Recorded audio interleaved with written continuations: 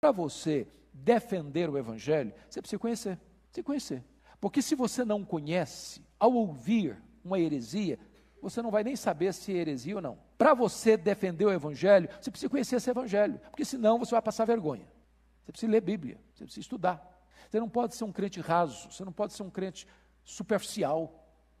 Nós somos mais treinados em defender o Evangelho do que proclamar o Evangelho. Quando nós achamos que a nossa principal missão é defender o Evangelho em vez de pregá-lo.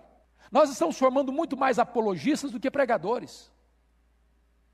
E eu não estou dizendo que não chega o momento em que o Evangelho não precisa ser defendido, quando a heresia chega, quando as falsas doutrinas se espalham, você precisa defender o Evangelho, e Paulo fez isso com grande vigor e com grande força, mas não em detrimento da proclamação. Proclama o Evangelho, a palavra de Deus tem vida em si mesma, ela é poderosa, o Evangelho precisa ser anunciado, irmãos.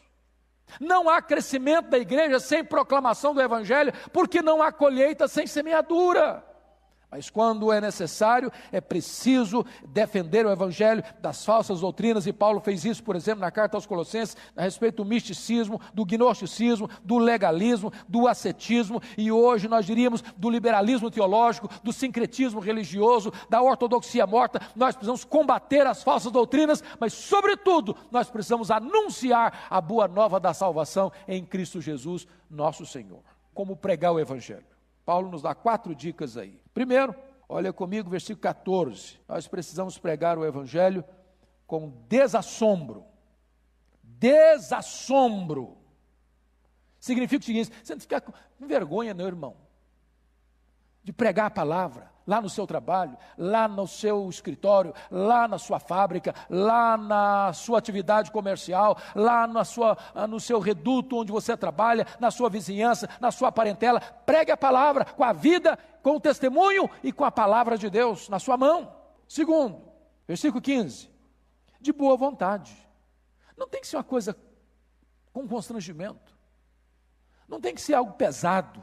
É por isso que evangelização, pregação, não é um programa, é um estilo de vida.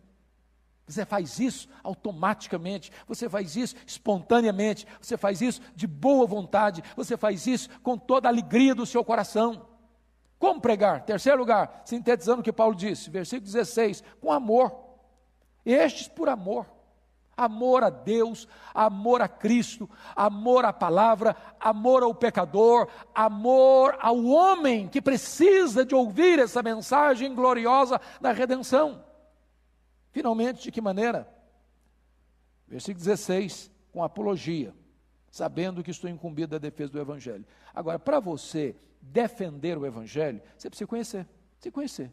Porque se você não conhece, ao ouvir uma heresia, você não vai nem saber se é heresia ou não. Segundo, para você defender o Evangelho, você precisa conhecer esse Evangelho, porque senão você vai passar vergonha. Você precisa ler Bíblia, você precisa estudar. Você não pode ser um crente raso, você não pode ser um crente superficial. Você não pode ler Bíblia apenas quando vem para a igreja. Você não pode se limitar a uma dose alimentar uma vez por semana.